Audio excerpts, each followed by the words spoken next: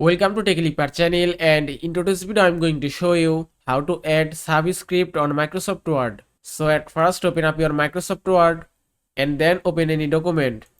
Today I will show you two methods that you can use to add Subscript on Microsoft Word. Now the first method is function method and the second method is keyboard shortcut method.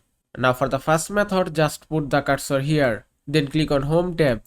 After that, on the font option, you can find Subscript option, then just click here and that's it. After that, type anything as you want and you can see Subscript has been added successfully. Now the second method is also very simple, just put the cursor here and then you have to press Ctrl plus Shift and then press hyphen.